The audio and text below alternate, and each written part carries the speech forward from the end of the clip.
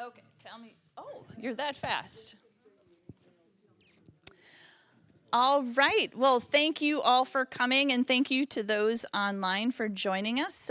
We have Alex Newman joining us tonight, and also Michelle Lenz from the Child Protection League. But before we get to them, I wanted to just mention and remind us why we do these events. So let me read from Ephesians 4, starting with verse 14. Let us not be immature like children. We won't be tossed and blown about by every wind or new teaching. We will not be influenced when people try to trick us with lies so clever they sound like truth.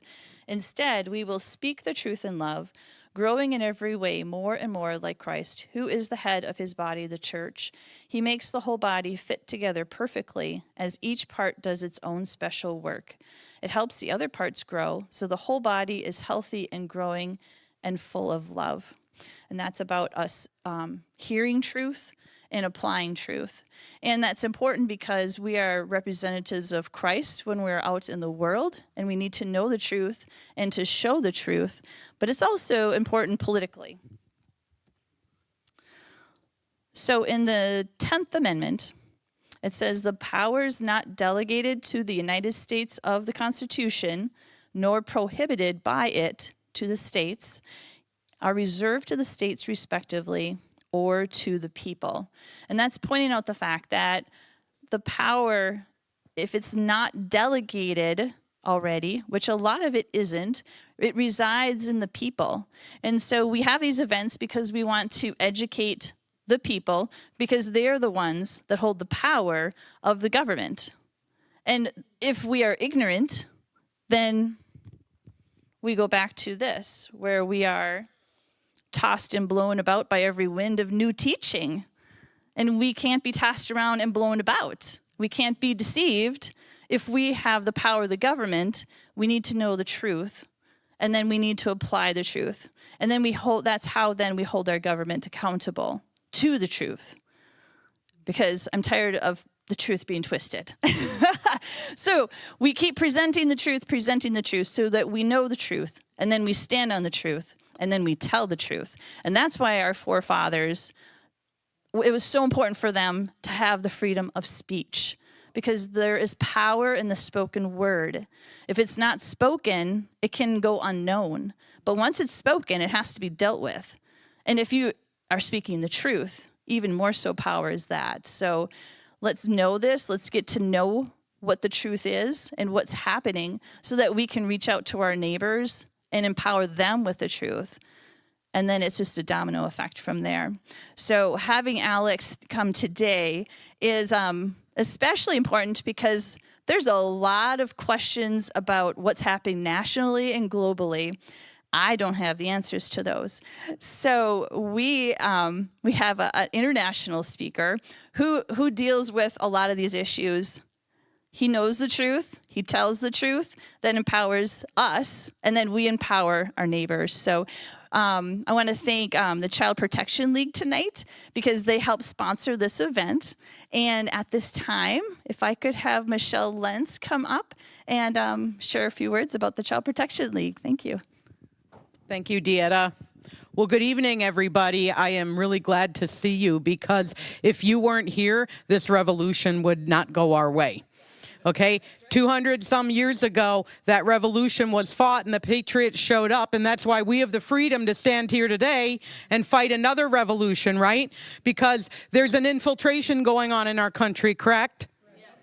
And those of you who have shown up tonight, those of you who are watching online are the patriots of this generation, and the next generation of children are counting on us to stand firm and restore this country to what it was founded on, right? So my name is Michelle Lenz. I co-founded the Child Protection League with my colleague Julie Quist and Barb Anderson and Renee Doyle. We started 12 years ago, and I don't know why we're still here, except that the fires keep erupting, and we keep trying to put them out, and for some reason, God called us to this, and we're here. We don't We don't get paid to do this work, unlike the Soros-funded NGOs. We're a nonprofit that is just sweating for the kids, right? And we're going to do what we can to preserve this country for them because we love them in real love and truth, right? Truth and spirit, right? We're in a war. Would you agree?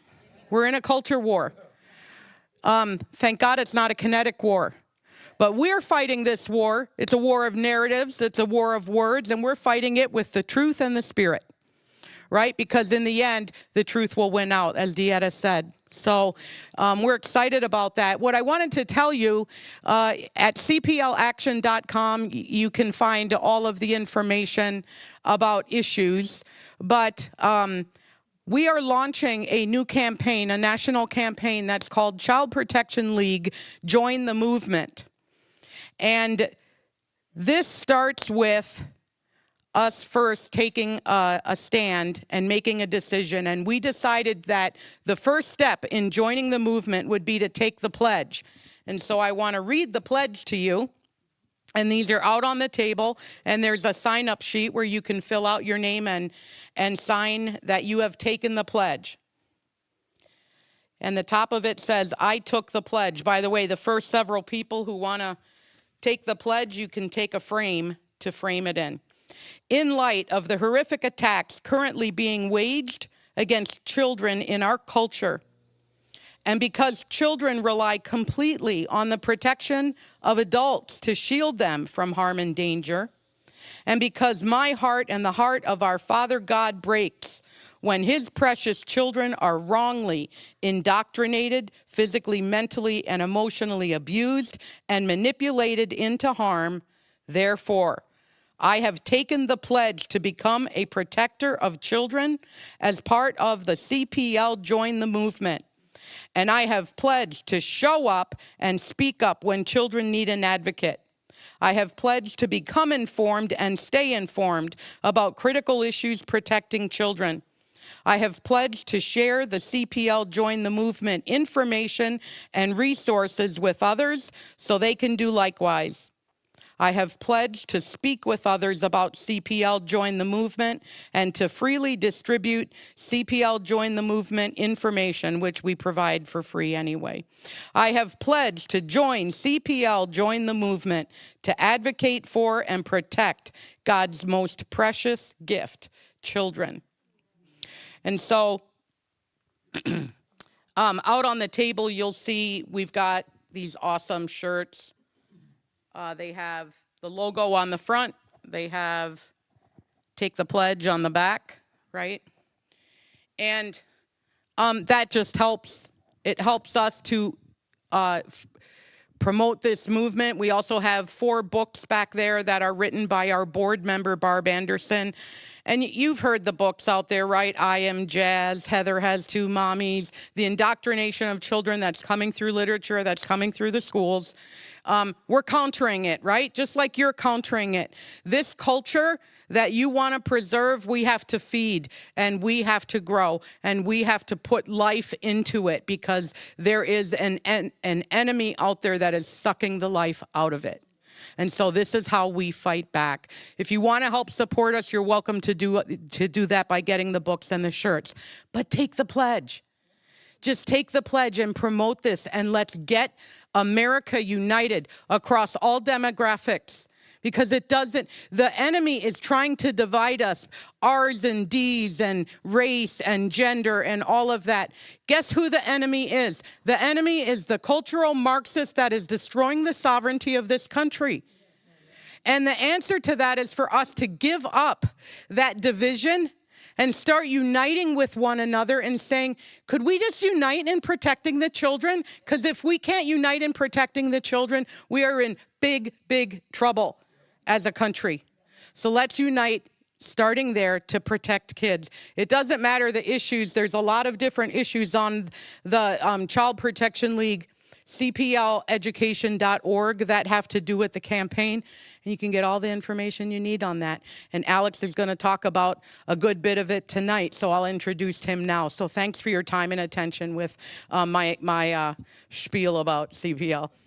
Alex Newman, I said, how many books have you authored? He said 6 or 7. Author, journalist, amazing patriot. I don't even know how to really describe you, but for 12 years, we've been like tapping into his knowledge and expertise. Liberty Sentinel, are you CEO?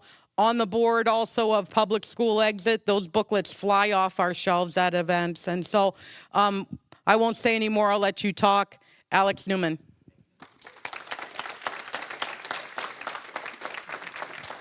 Thank you, Michelle, and thanks everybody for being here. It's a great honor to be back. Thanks to Word of Life Church for allowing us to be here, and to Dieta and everybody who helped get me here. Oh, that's where it is. Thank you. Drop a piece of my little thing. Before we start, I've got a lot I want to share with you guys. I know you guys are having this debate in Minnesota about the pronouns. You got to use the right pronouns. Don't misgender me. And a lot of people say, oh, it's just harmless. You know, don't worry about it. It's just harmless.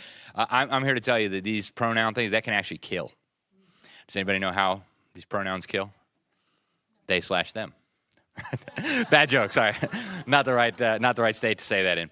But in all seriousness, I'm beyond grateful for the great work that you guys are doing to protect children. You guys have a much tougher fight than we have in Florida, but we have a lot to learn from you guys because you're on the front line. So thank you for what you do.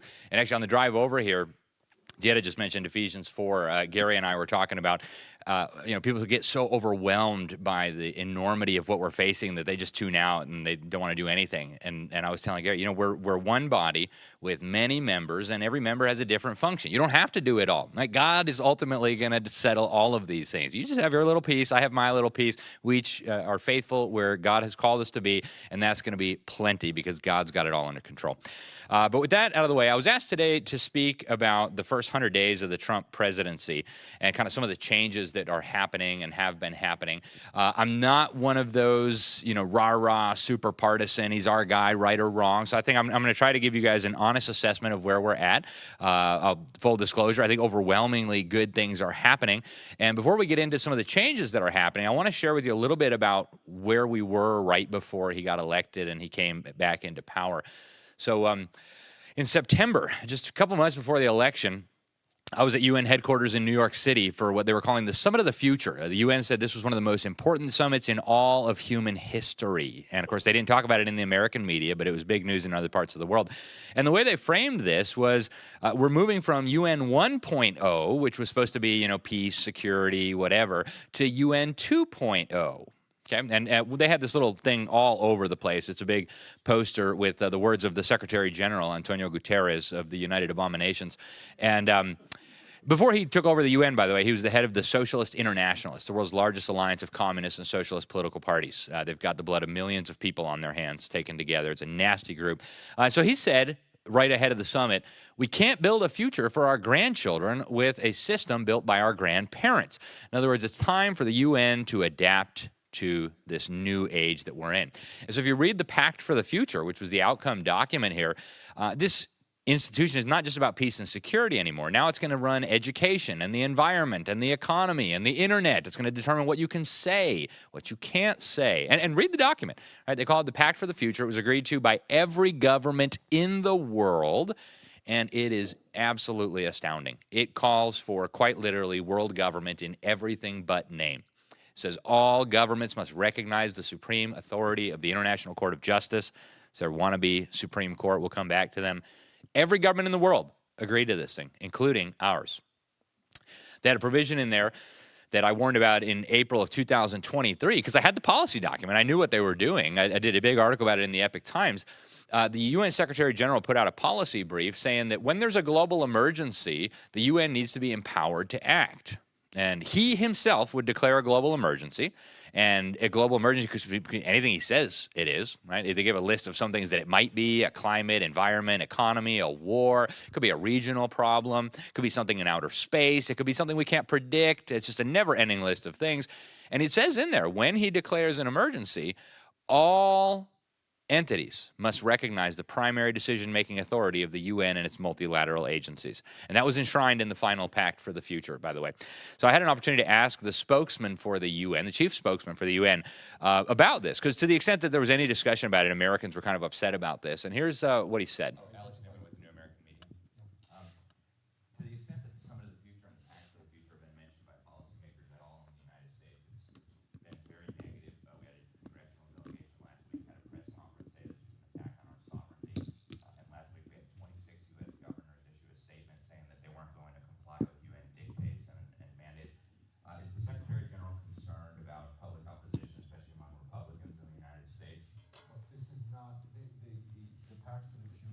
is not about world government. It's about making an organization of independent, sovereign member states work better. Okay, so it's not about world government, but we've got a lot of global problems that kind of require global solutions. Right? Body where governments come together, sovereign governments come together to try to solve problems that impacts them all, that try to deal with problems that have no borders, right? Not one country can deal with the rising seas. Not one country can deal with global pandemics. Not one country can deal with international terrorism. Okay, so we don't want a global government, but we kind of need a global government because there's all these global problems that single countries can't deal with, right? We got a global climate change, global pandemic, all kinds of global terrorism, right? Got to deal with these things. And the Secretary General puts it much simpler. Global problems require global solutions. So this is the environment that Donald Trump was stepping into.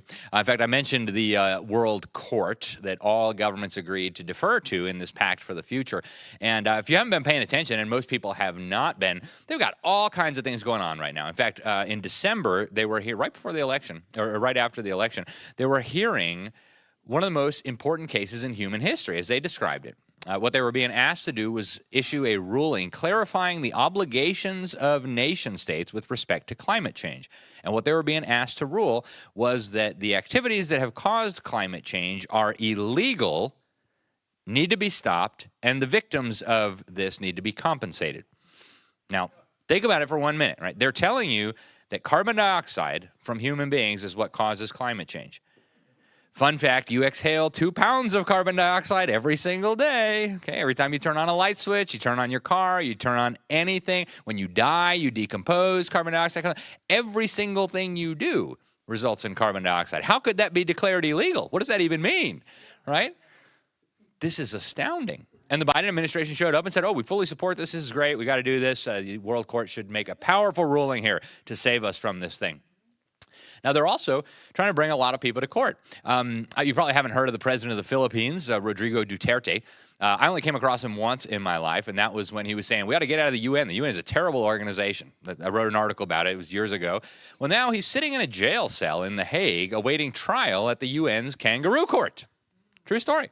They arrested him, put him in a jail cell, and they said, you're on trial. Okay. Right now, they're trying to take Bibi Netanyahu, the prime minister of Israel, to this international kangaroo court. Okay, they're accusing him of aggression. Okay, aggression is undefined, by the way. And the state of Israel never ratified the Rome Statute that created this kangaroo court. If they can take Bibi Netanyahu, they can take Trump, and they can take you. Okay, and that's exactly what they're telling all the world. They claim to have universal jurisdiction over every person on earth for crimes like aggression. And they don't define aggression. They might think you're hate speech, speaking out against pronouns. That might be aggression. Right? So this is where they're going with this. They're also working right now on the first ever global tax. We'll come back to this.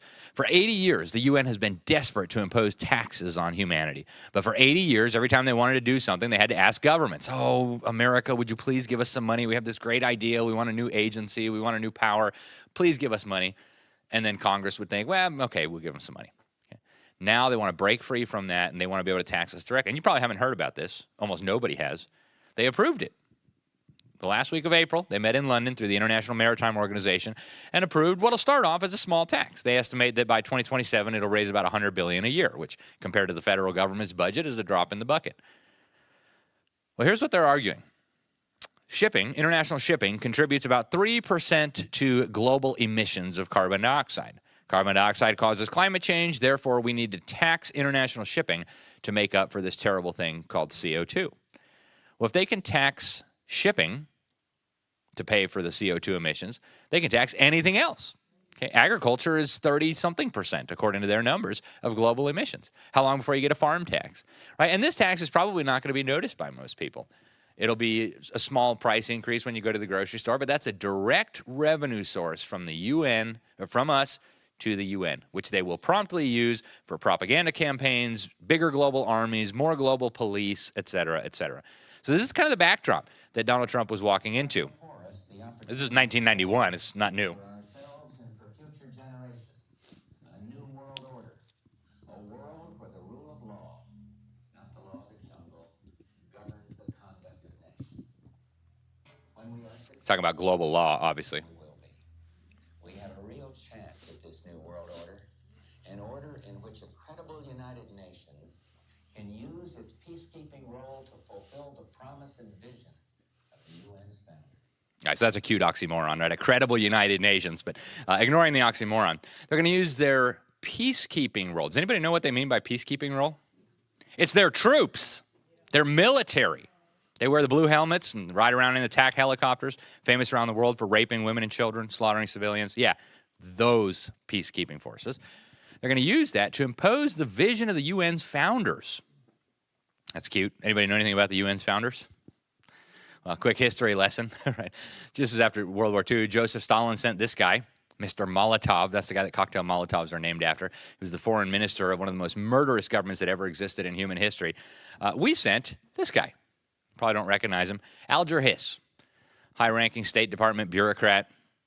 Really interesting guy. They liked him a lot, which should have been the first red flag. Like, why do they like our guy so much? That's weird. They're commies. Well, they made him the first, they made him the chairman of the conference that wrote the UN Charter. Then they made him the first Secretary General of the United Nations. And then we threw him in prison. Turns out he was a spy for Joseph Stalin. So there's your founders of the United Nations for you right there. We're going to use the UN's peacekeeping role, Bush said, to bring about the vision of the UN's founder. What do you think their vision was? Okay. Well, if you want to know what this new world order looks like, let's consult the guy who's put more money into our political process over the last decade than anybody else. His name is George Soros. So I think you need a new world order that China has to be part of the process of creating it, and they have to buy in. They have to own it the same way as, let's say, the United States owns the Washington Consensus, the current order. What could go wrong, right? Having the most murderous government that has ever existed in the history of humanity own the New World Order? Right? They killed 100 million of their own citizens. What do you think they'll do to you? Right? And that doesn't include the unborn babies they killed in forced abortions. Right? They should own the New World Order. He was quoted in the Financial Times giving an interview. He said, Communist China has a better functioning government than the United States. They could just kill the people they don't like, right? Much better functioning. And some of you guys probably know Klaus Schwab, founder, former leader of the World Economic Forum. Respect China's achievements, which are tremendous over the last over 40 years since the opening up and policy and reform policy came into action. I think it's a role model for many countries. Yes, a role model for many countries. Okay. Yep. And again, we could watch New World Order videos all night long. Almost every world leader you could think of is on record publicly proclaiming his or her allegiance to the New World Order. But President Bush kept said, and it's a phrase that I often use myself, that we needed a new world order. Beijing Biden. The affirmative task we have now is to actually create a new world order. Yeah. And from the very beginning, this was always the plan, right? This isn't like some new idea that they had, like, oh, we should use the UN to turn it into a totalitarian world government. Like, no, this has been the plan from the beginning. This guy here was Secretary of State at the time, John Foster Dulles, co-founder of the Council on Foreign Relations. We'll meet them in a moment. And he wrote a book. It was published in 1950, and he kind of gave the game away. He said the United Nations is not the final stage in the development of world order, but a primitive stage. Our primary task is to create the conditions to make possible a more highly developed organization. He continues in the very next paragraph, never seen a proposal for collective security with teeth in it or for world government or for world federation, which could not be carried out by the United Nations or under the UN Charter. From the very beginning, they always planned to turn the UN into a world government. But if they said it too loudly, people would be like, hey, wait, what? That's a crazy idea. We kind of like our freedom. Thank you very much. Now, one of the things that Alger Hiss took all those delegates to do was a little meeting. How many have heard of the Bohemian Grove? You guys are awesome. Super well-informed audience here. So Alger Hiss got all these delegates from all over the world who came to create the UN, and they went to a secret club called the Bohemian Club. It's in the Redwood Forest of Northern California. That's an actual picture of a statue they have there. It's about a 40-foot stone owl or something. And there's a really interesting doctoral thesis paper on the fact that all these UN delegates went to this meeting. So we don't know everything about what happened, but we know a little bit. It was written by a guy who was at the University of California, Davis. And for those of you not familiar with this group, they do a lot of weird rituals there. Hundreds of the most powerful men in the world show up, kings, dictators, CEOs, presidents, prime ministers. Richard Nixon actually said in his autobiography the most important speech of his career was the one he gave at the Bohemian Grove. And you guys might know Alex Jones, radio host, snuck in with a camera 20 years ago and filmed one of their rituals. So I'll let you see a little 1-minute excerpt out of a 20-minute clip. This is them standing in front of that goofy owl. They're burning what they claim is an effigy of a child.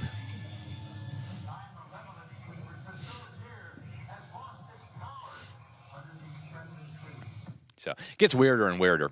Now, after taking that video, he ran into one of the guys he saw there, David Gergen in Washington, D.C., and asked him a question about this weird little ritual. So I'll let you listen to the interaction. One last question. I read a Washington Times article many years ago where you had a comment about the organization, and then now it's been in the Wall Street Journal, it's been in a lot of different newspapers, and that's the Bohemian Grove. And back in, 1996, when you joined as a Clinton advisor, the Republicans were criticizing you. Oh, what about Bohemian Grove? And then you countered them, by saying, "Hey, I don't run around in the woods naked." What did that mean? Here is the before-mentioned Washington Times article where he said, "I didn't run around naked like they did." I don't know what quote you're referring to. I'm not aware of any quote like that. Listen, I am a happy member of the Bohemian Grove. I like the folks who come there, and it's really inappropriate for me to talk about the group beyond that. Thank you. Have you been there for the ceremony with the cremation of care? Frankly, I don't think that's something I need to talk to you about. Yeah, yeah, you were there, weren't you? Right. So anyways, one of the things that I really liked about Donald Trump was that when they hacked Colin Powell's emails, he was our former Secretary of State, he sent an email to his friend up in Canada, Peter Gordon McKay, who was the Justice Minister, Attorney General, Defense Minister, and he said, yeah, I got to sit next to Stephen Harper, that was the Prime Minister of Canada at the time. We had a nice discussion. Grove attendees know that Trump is a disaster. And I thought, wow, that is a good endorsement right there. I like him already. Now, there's a lot of other groups like this. We're not going to spend a lot of time on them today. There's another one called Skull and Bones, another one of these weirdo secret societies. And this surprises some people who haven't read their Bible, right? That there are weirdos who get together and do weird things. And go read Psalm 2 about the kings of the earth and the rulers taking counsel together against the Lord and his anointed. That was written 3,000 years ago, right? Go read Jesus. He's quoted in Luke and in Matthew.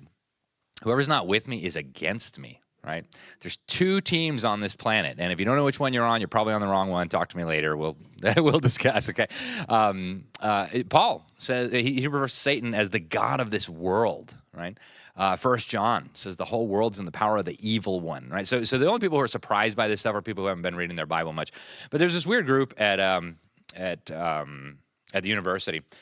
At Yale. It's called Skull and Bones. And the first book I read about it that was really interesting was called America's Secret Establishment, Introduction to the Order of Skull and Bones. It was written by a historian at Stanford University called Anthony Sutton.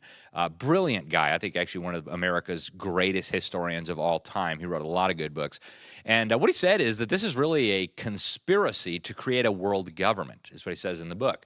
And he found out about this because my late friend Charlotte Iserby, she was a senior advisor to Ronald Reagan on education. Her dad was a member, and her grandpa was a member. And so when they died, she inherited all their papers, and she gave them to Anthony. That's how he knew about this group and how he knew about it. And he says that they use this dialectical process to bring about change, where change requires conflict. Conflict requires a clash of opposites. And I'll give you one very obvious example. You guys might remember this. Oh, I'm sorry. Before we get to that, this is obviously I don't endorse ABC fake news or lying propagandists, but this was a good segment on some secret footage they got of the weirdos at Skull and Bones.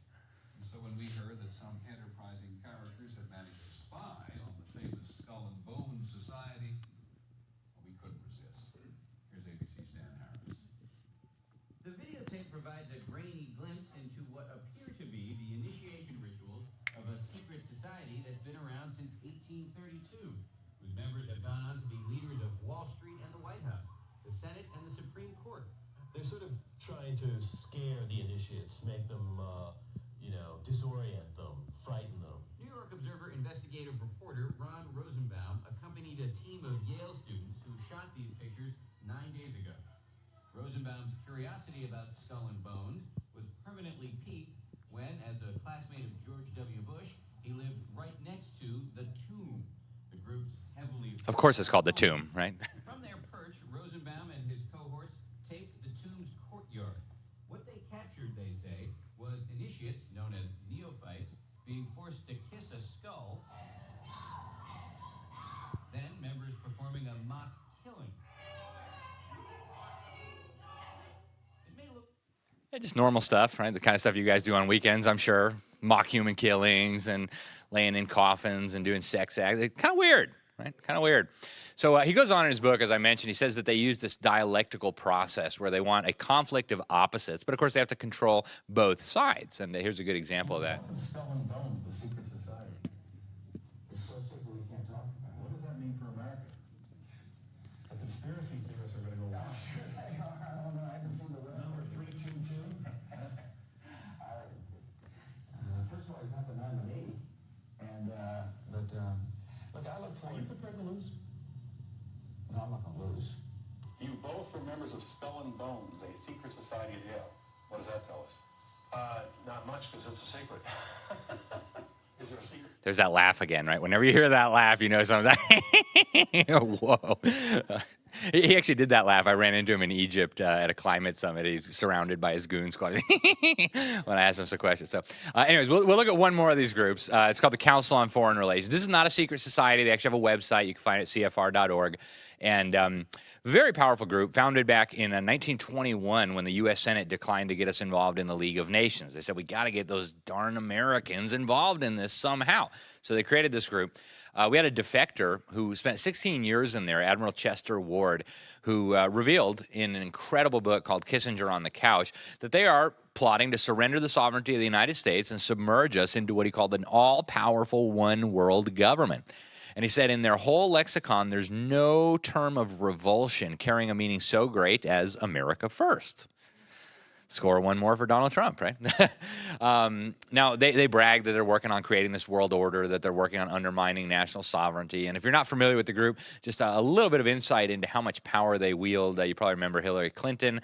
Here she is as Secretary of State giving a little talk at their Washington, D.C. outpost. Thank you very much, Richard, and I am delighted to be here in these new headquarters. I have been often to, the mothership in New York City. But it's good to have an outpost of the council right here down the street from the State Department. We get a lot of advice from the council, so this will mean I won't have this far to go to be told what we should be doing and how we should think about the future. Yeah, so who tells Hillary Clinton what she should be doing and how she should think about the future? Well, it's the CFR, right? And of course, it's not a partisan thing at all. It's Dick Cheney, a.k.a. Darth Vader.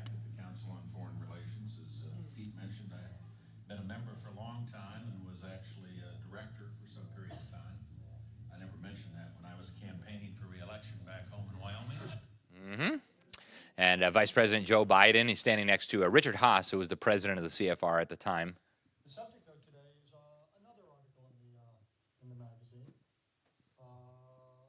Probably should introduce myself to everybody. My name is Richard Haas, by the way. I work here at the Council on Foreign Relations. And I work for Richard. And I work for Richard. Okay. And here we all thought it was Satan. So a pretty influential group, right? And you don't hear about these in your local newspaper. Every presidential administration of my lifetime, with the exception of Donald Trump, has been absolutely packed with members of the CFR, including the majority of the cabinet secretaries. They basically go through the CFR membership list, and that's where they get their cabinet secretaries, the assistant secretaries, the deputy assistant secretaries, et cetera, et cetera. So here's some of the members. You might recognize some of their names.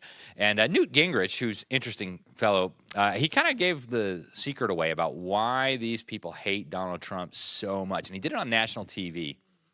And now they're faced with a very real prospect of Donald Trump becoming the leader of the party, and it absolutely drives them crazy.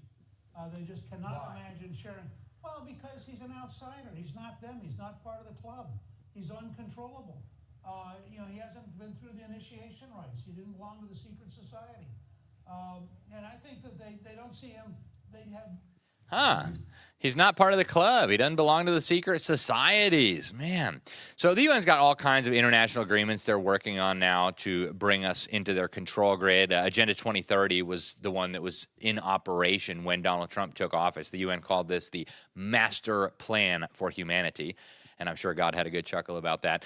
The Secretary General called it, back in 2015 when they approved it, it was the Global Declaration of Interdependence. And he described the General Assembly as the Parliament of Humanity. If you read it, it is a blatant formula for totalitarian world government. Every area of your life would fall under their jurisdiction. They want to redistribute your wealth. They want to brainwash your children. They say it openly in the documents. They want government to control how societies produce and consume goods. Karl Marx, please pick up the red phone.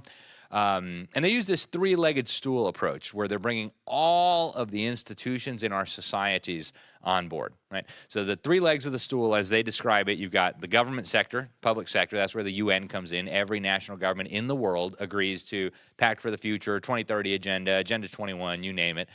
Second leg of the stool is the private sector, the businesses of the world. The third leg of the stool is the religions of the world. So we'll spend just a minute on this before getting to what Donald Trump has done to deal with all of this. Now, the second leg of the stool, businesses, is basically the World Economic Forum. They actually signed a strategic partnership with the UN to bring all the major businesses of the world into promoting this 2030 agenda. Again, the master plan for humanity. They both put out press releases bragging about it. And then the religious side of it, right? A lot of people don't realize they are trying to bring all the religions of the world into this thing. They've got a whole bunch of different organizations, but the one that's serving right now, as they say, the UN of Religions, is called Religions for Peace. And they met in Germany in 2019, and they all agreed to human development as set forth in the 2030 agenda. Here's the lady who was running it at the time, Dr. Azza Karam, talking about what they're doing.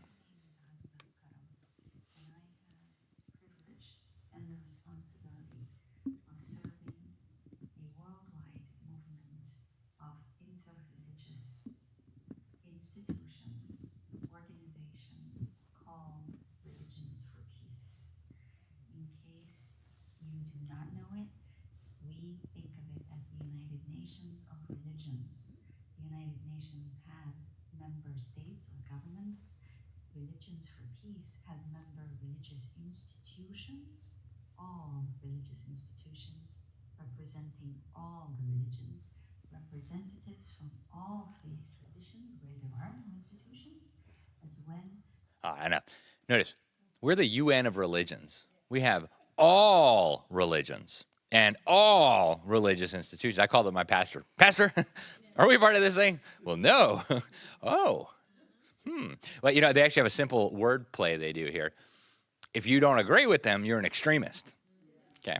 If you say Jesus Christ is the way, you're an extremist. Okay. You're holding back human progress, right? Humanity is trying to evolve into this wonderful new age, a universal consciousness, they call it. But there are those terrible people who hold to what they call the great heresy of separateness.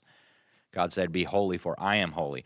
We're the ones holding back this wonderful utopia that they want. And they're very open about it. They're trying to change morality. And I've had a front row seat to this.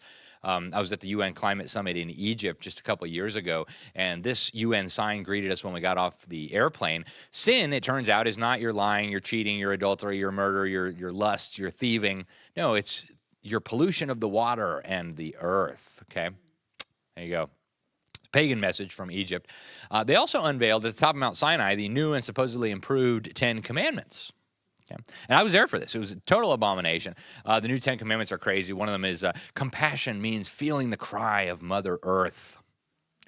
I kid you not, okay? Organized by the UN and friends. And I actually ran into the 4 organizers at the UN summit and asked them if they would sit for an interview. They're like, yeah, sure. They didn't know who I was. So here's a little excerpt from my talk with the true story. This is the CEO of the Peace Department, James Sternlick. All religions teach us to respect the creation that we have been given. And we've done kind of a terrible job of that. And so with a new kind of 10 Commandments of climate change, which are an addendum to, not a replacement for, the original 10 Commandments, and a third covenant that we're kind of working on,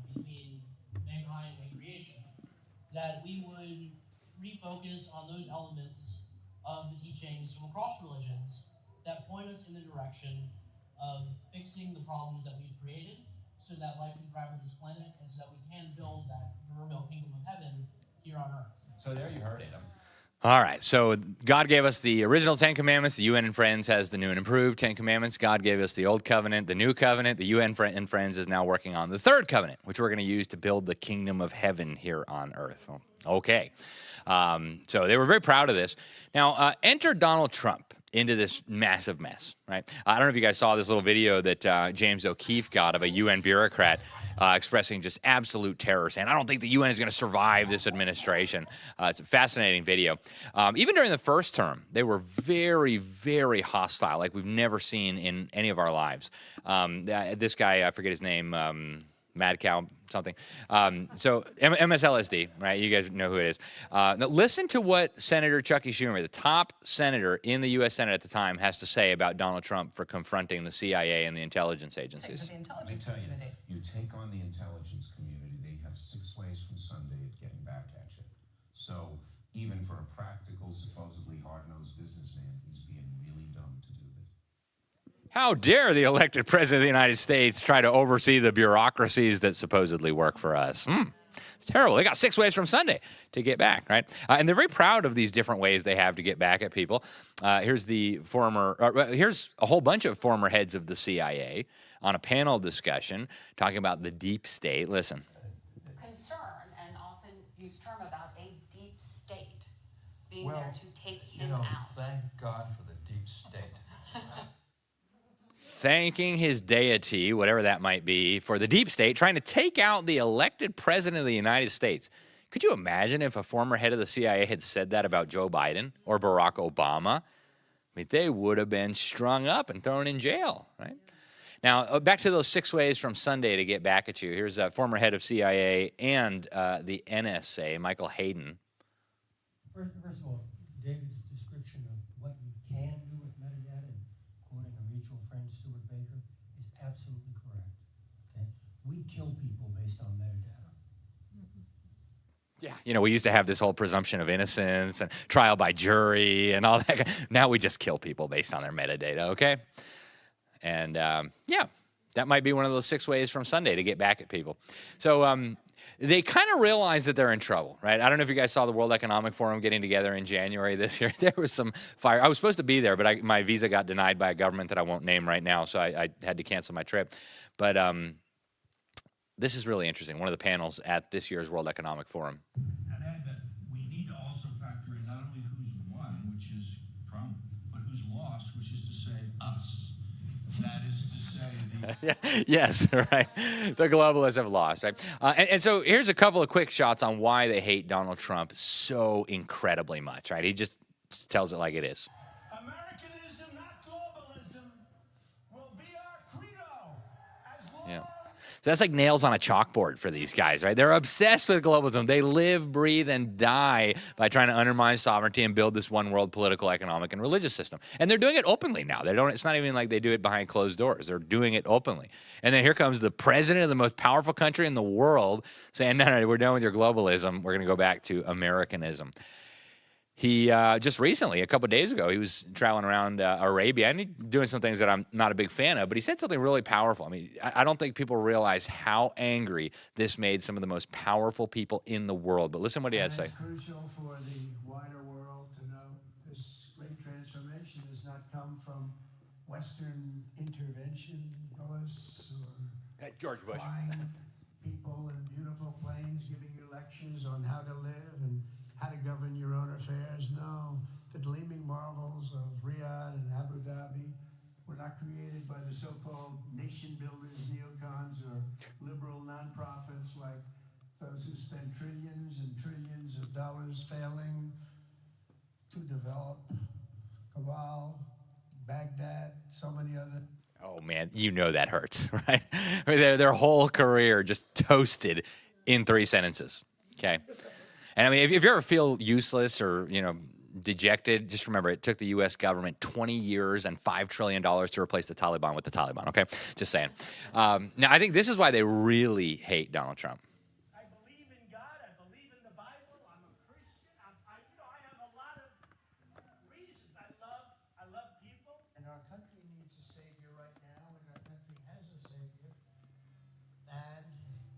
except me, that somebody much higher up than me, much higher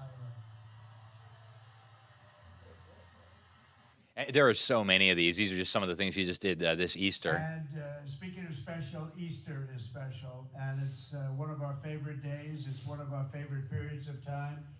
We're honoring Jesus Christ, and we're going to honor Jesus Christ very powerfully. On Easter Sunday, we celebrate his glorious resurrection and proclaim, as Christians have done for nearly 2,000 years, he is risen. Through the pain and sacrifice of Jesus on the cross, we saw God's boundless love and devotion to all humanity. And in that moment of his resurrection, history was forever changed with the promise of everlasting life. As we approach this joyous Easter Sunday, Yeah, don't lie. That was better than a lot of Sunday sermons in this country, right? So they can't stand that, right? Whether Trump believes that or not, I don't know. I mean, it's between him and God. But that's incredible that the most powerful elected office in the country is openly proclaiming the gospel and Jesus Christ and salvation. That hasn't happened in my lifetime. Go back and look at what Joe Biden did. He invited a bunch of transgenders to the White House for Easter. They're running around literally taking their shirts off, showing off their fake boobs, okay, just last year. Okay, so talk about a difference, right? Now, one of the things that I think is so interesting about the Trump administration, there's a gazillion issues that they're working on, and there's no way we could have time to cover them even if we had a week. But he's really strategically taken the issues that are existential threats and really focusing on those. You know, there's a lot of issues, things that we would like to see that aren't necessarily existential threats. The United States of America won't cease to exist if we don't deal with that crisis right away. But there are some that are actually existential threats. If we don't deal with them, it's over for our country, right? We've got the globalism, the open borders, communist China, the brainwashing of our children. The climate scam is so fundamental. We'll spend a minute on that. And so Trump has been not just talking about these things, but actually dealing with them in a profound way. And we'll look at a little bit of that. Let's start just with the weaponization of government, right? They turned the federal government into a giant machine to take out conservatives and Christians, and even parents who were complaining about what was being done to their kids were being described as terrorists by the Attorney General of the United States of America. Okay, here's our new head of the FBI saying some interesting stuff. I was interviewing him right before he became the new head of the FBI. When we get past, whatever the New York AG is doing, and the New York criminal case with President Trump, and whatever's going down in Georgia, there's going to be something else. They don't stop. But I think what we've done successfully through great programs like yours is cover all these for all these years. And gone are the days where, oh, it's a right-wing conspiracy, Russia, you guys are crazy. That didn't happen the way you said it. Well, now people are like, okay, that happened. And the 51 Intel letter thing, okay, you guys got that one right too. And it looks like there's a two-tier system of justice, not just in the courts, but administratively at agencies like the CIA and the FBI internally. So maybe these guys aren't lying. And to me, that's the win. If we can show them that that happened and that we are, as we've always done, are putting up the truth, then I think that puts us on better footing leading up to 2024. And I think President Trump has done a brilliant job of saying, yeah, right now they're after me, and I can take it, but you're next. And I think that resonates with everyday Americans. What if it's my parents? What if it's my neighbors? How about my kids? Are you going to target them? Because And folks, in all seriousness, in the run-up to the election, I was talking to people who lead very important, like conservative think tanks, like people that you would see on TV, and they were saying, I think if Kamala Harris wins, they're going to try to throw me in jail. I'm seriously considering buying a plane ticket to Argentina if this goes the wrong way. I'm not kidding you. People that you would never imagine saying something like that, seriously considering the prospect of fleeing the United States of America. That's how close we were to this. And so what did Trump do on his first day? Signed pardons for huge numbers of Americans who were targeted by these criminals.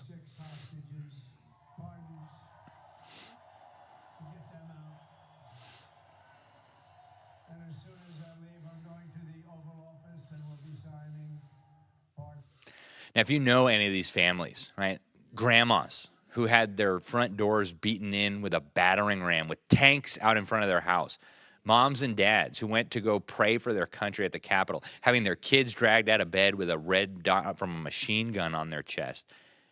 Can you imagine that? Some of these horror stories are you can't even put them into words. Okay, we'll leave that there for now because there's so many things that I want to touch on in the last 20 minutes that we have here. Peter Navarro is a great guy. I think he understands the issue that we have with the CCP better than just about anybody. And I had him on my show several times, including here, and he said something really profound about Communist China and what Trump is doing to deal with it that I think is very, very important, because a lot of people are saying, oh, my retirement account went down, I'm mad, I wish Trump would stop this.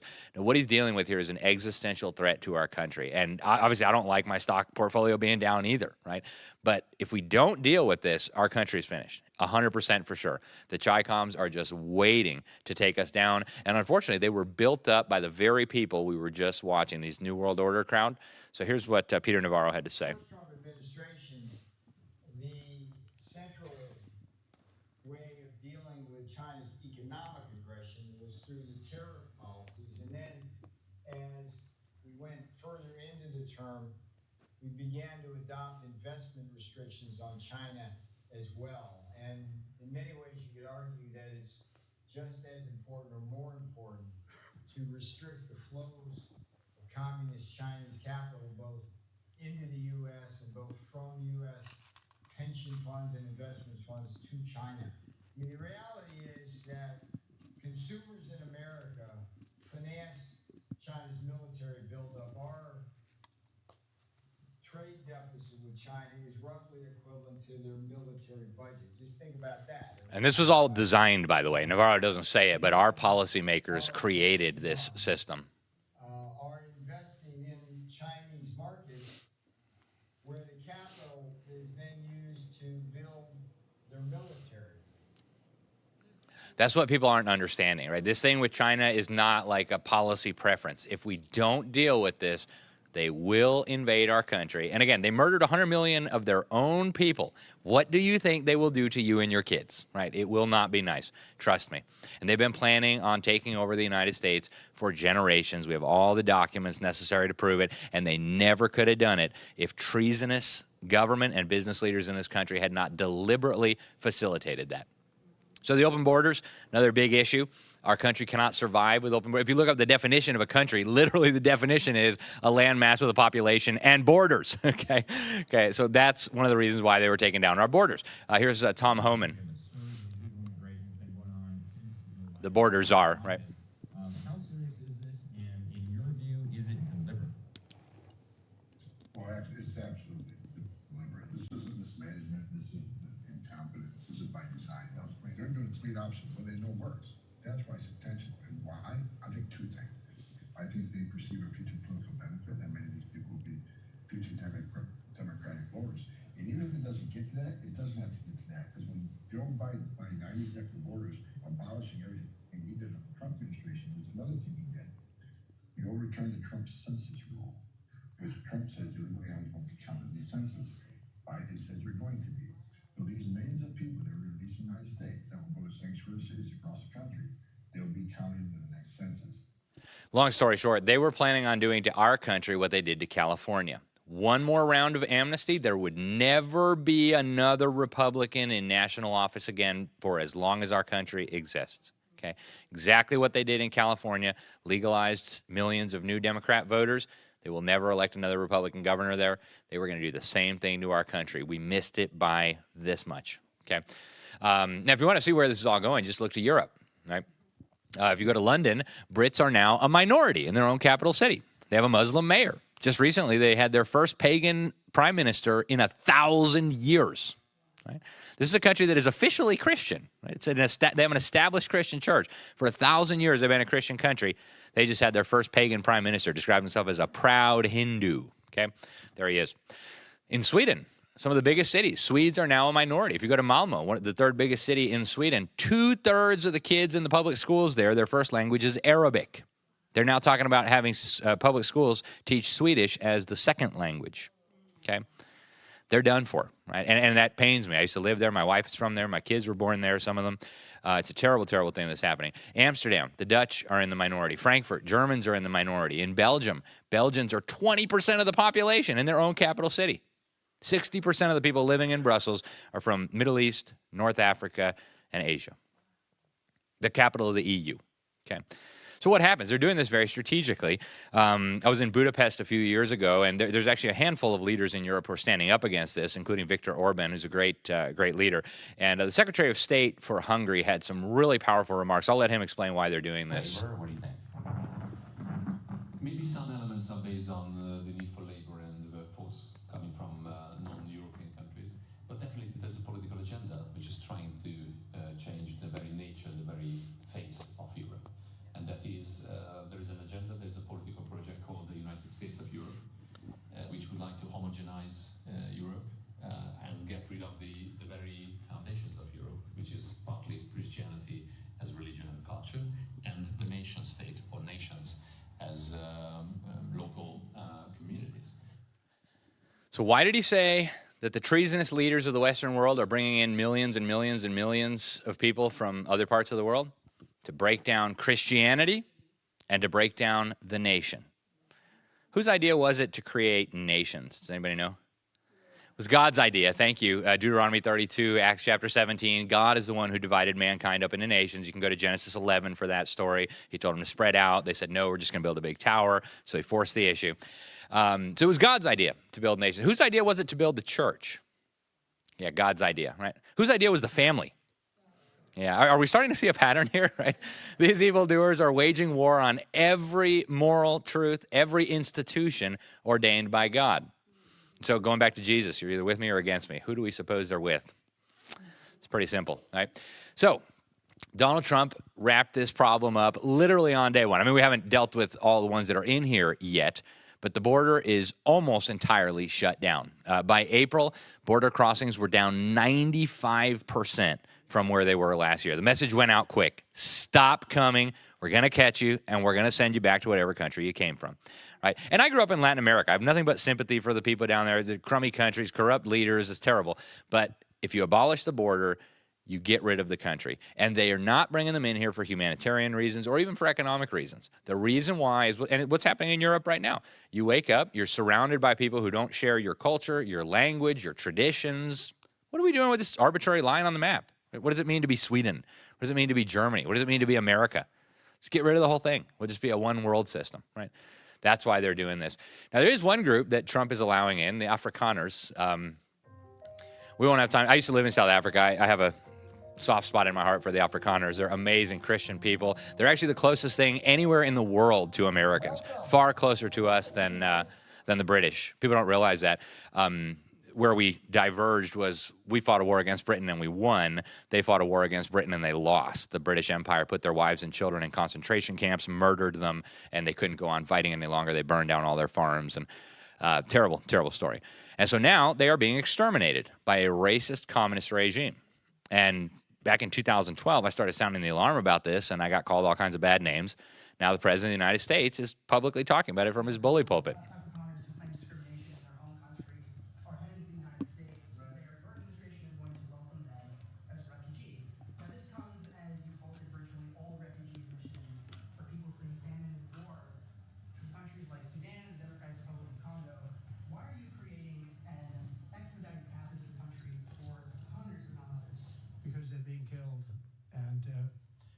See people be killed.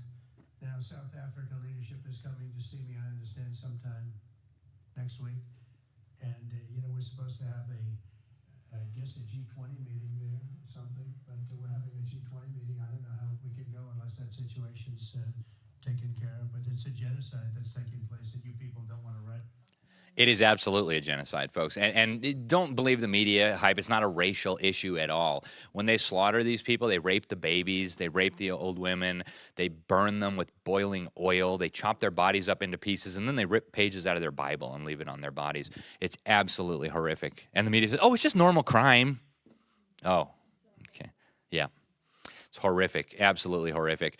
And these are Christian people. Again, they are the closest thing there is anywhere in the world to an American. They went to Southern Africa for the same reason our ancestors came here. They wanted religious liberty.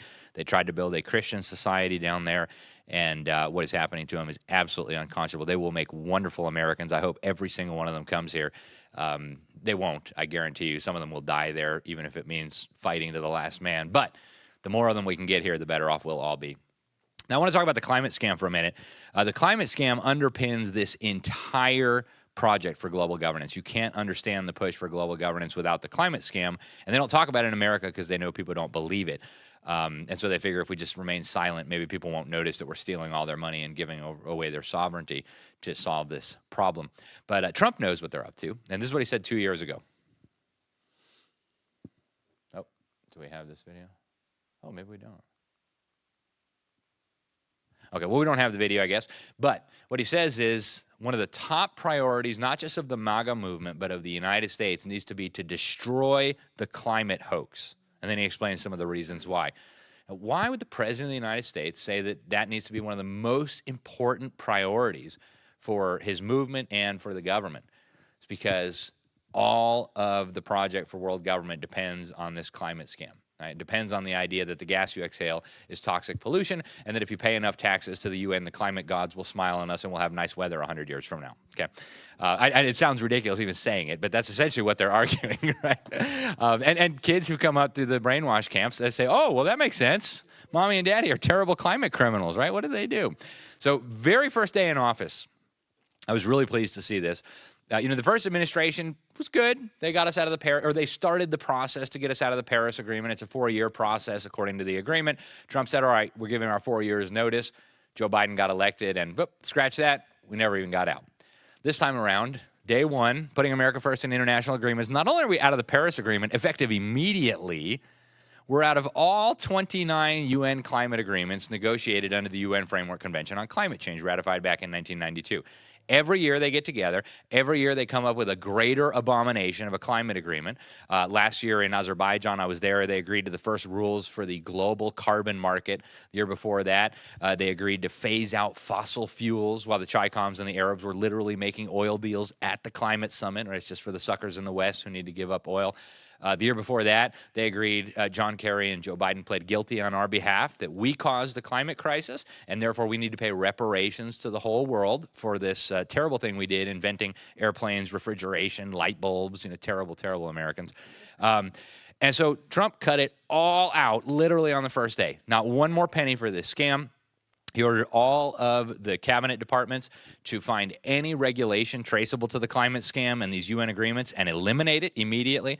He could not have done a better job if he had the smartest people in the world advising him. I cannot express how happy I am to see this, right? It's absolutely brilliant. And now he's doing something even greater. Okay, right before he went back into office, the chief of staff at the EPA during his first term, this nice lady here, came on my show and said, we're going to revise the endangerment findings. So a little bit of background. 2009, Barack Obama's EPA declared that carbon dioxide is pollution. Okay. And therefore, under the Clean Air Act, the federal government has not just the authority, but the duty to regulate this pollution.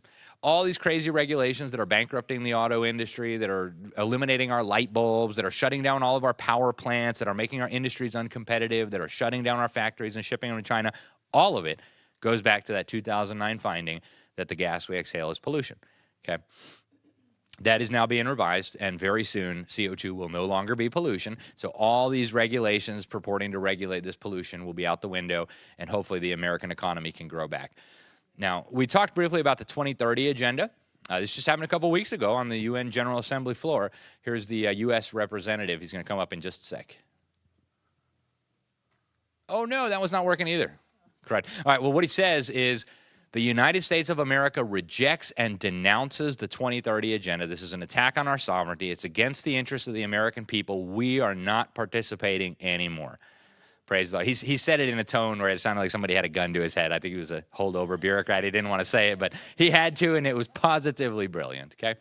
Now, I mentioned the global tax that they're trying to come up with. They agreed to it in April. Well, Donald Trump and the administration circulated a memo to all the governments and said, guys, we're not going to pay your global tax. If you try to impose it on us, we're going to impose reciprocal measures. Don't do it. Well, they did it anyway, but I want to quote from the letter that they sent. They said, this tax is an effort to redistribute our wealth under the guise of environmental protection. And in the letter, he said that we will not accept any international agreement that unduly or unfairly burdens the U.S. interest or the American people. And accordingly, we reject all efforts to impose these economic measures against greenhouse gas emissions. Okay? So he told them very clearly, we're not playing ball. You're not going to tax Americans. That's the good news. The bad news is they know they can just wait him out, and the next time we have a deep state Democrat puppet, they will go full speed ahead with this. Now, I think we're going to run out of time, and actually my videos aren't working, so it might actually work out for good. But there's a panel of 7 U.S. senators giving some really bad news. This was at the Climate Change Summit on the Arabian Peninsula a couple of years ago, and I asked them, Donald Trump's probably going to be the next president, and the polls show Americans don't believe you. How are you guys running around here like Santa Claus on crystal meth, promising all these billions and trillions of dollars and climate policies? And the response, Senator Ben Cardin, who led the delegation, sent it over to Senator Chris Coons of Delaware, and he said, yeah, we don't like President Trump either, but don't worry. Under the Inflation Reduction Act, we're sending tens of billions of dollars to Republican states and Republican congressional districts, and we've got them all hooked now. So even if Trump comes back to the White House, he says, we're going to continue regardless. And I wish I could tell you that he was wrong, but he was absolutely right. Okay. 5 U.S. congressmen from the Republican Party came to the last climate summit in Azerbaijan. Every one of the 5 was bragging about their efforts to reduce carbon dioxide emissions and sequester CO2. They've got them. So that's the pickle that we're in, right? Donald Trump is working to stop these people, but all he can do right now is executive orders. If we don't get this stuff enshrined in law, it's not actually going to stick, and we're going to be in big trouble 3 years from now, or 7 years from now, or however long it takes. Wow, so all my last videos stopped working. Well, I was going to talk a little bit about education. Here's one of the areas where I differ a little bit with the president. He is saying that we need to turn education back to the states. Sounds like a good idea, baby step in the right direction. I don't think the states ought to be educating children either. But here's the kicker, and I've got the video of Trump saying, we're not actually going to end all these functions. We're just going to redistribute them. We're going to send these over to the DOJ. These functions are going to go to HHS. These functions are going to go to the Department of the Interior. These functions will go to the Department of State. And so he says we're not actually eliminating these programs. We're just moving them to other departments.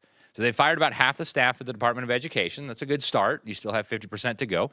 But if you just move all the functions to other agencies, which is all he can do right now if we don't get Congress to repeal these statutes, it's not going to make any difference. In fact, it might even be worse, because how do you track all this stuff if it's spread across 15 different bureaucracies?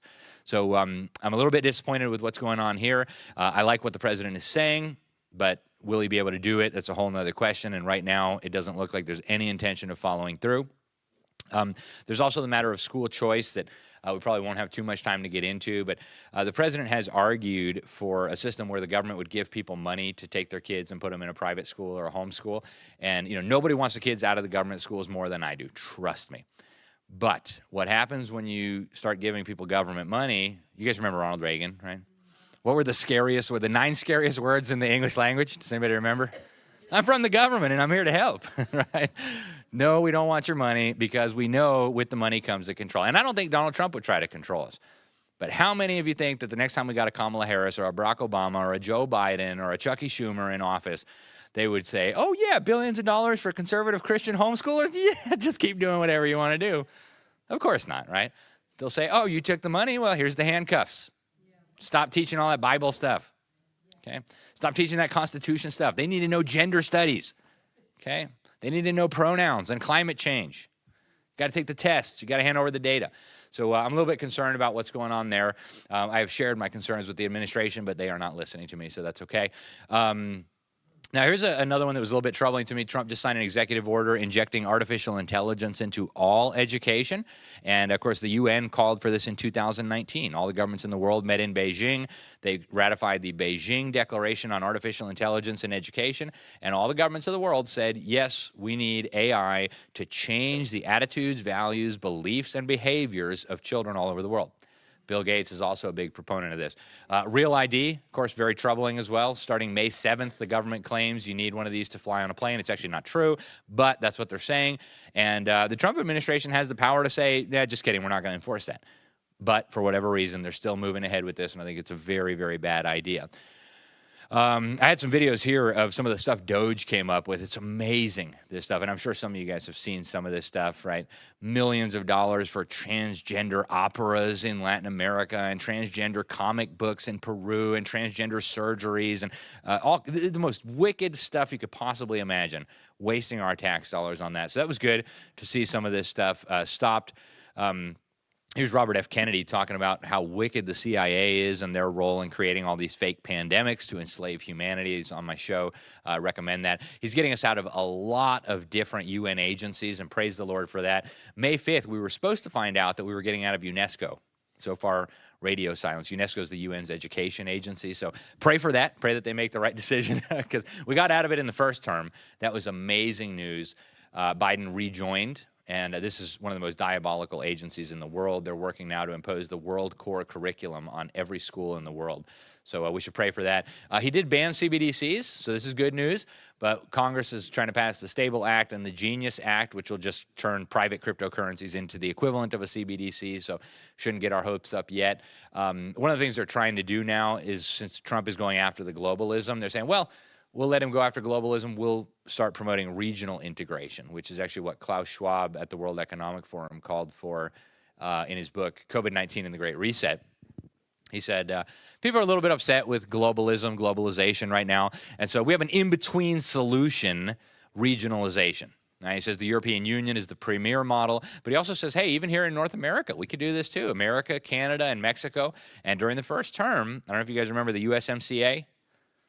Yeah, we were told it was going to be good for American farmers, and it might have been slightly better than NAFTA.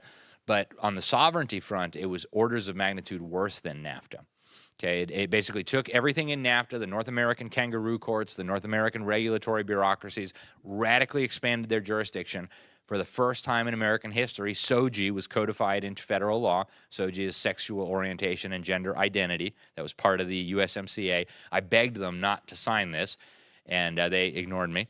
But it is what it is. I'm hoping we can actually blow that up this time around. Trump is mad at the Canadians and the Mexicans, so maybe we have a good chance to end that agreement. But that's what they're doing right now, right? They realize that Trump is going after their precious institutions. So they're saying, all right, while he goes after that, we'll wait him out and we'll build these regional governments in the meantime.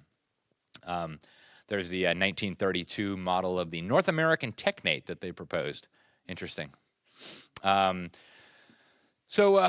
I think they're going to not just take this sitting down, right? They're not just going to play dead and say, oh, no, you beat us. All right, I guess you can have our freedom. And so I think we should be very, very, very careful and very, very aware that these evildoers are not just going to give up, right? They never do. They never will. So watch for all kinds of crazy things, not to scare you, but just be aware. I think the possibility of an economic collapse is very real. I don't recommend you watch The Simpsons, but back in 2000, they had a weird episode where a President Donald Trump destroyed the economy. True story. And Lisa Simpson had to come in and save the day from the terrible President Donald Trump who blew up the economy. And they've got plans to blow up the economy. They've got plans for more pandemics. They've got plans to start a civil war. You might remember Congressman Jamie Raskin, right before Trump took office, saying we're not going to let him take office. If we have to stop him in Congress, we will. And we know that might mean a civil war, and that's okay. Right? They are deliberately trying to foment a civil war. And a lot of people on our side don't realize this. They don't, we're isolating ourselves in our social media ghettos.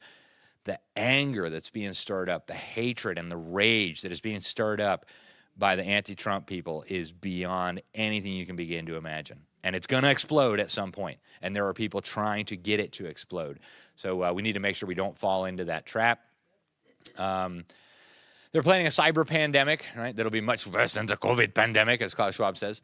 And just a couple thoughts on what we ought to do here. For one, if you have kids in the government schools, get them out, like now, yesterday, okay, immediately. There are great school board members, I know, and there are great teachers, but the system itself is beyond rotten. So I've got some books on this if you're interested out back. I serve as a senior fellow at Classical Conversations, great homeschool program if you guys are interested in some help with homeschooling. I'm also on the board of the Freedom Project Academy. It's an online K-12 Christian school, so a lot of resources. The New American Magazine is a really great source of information.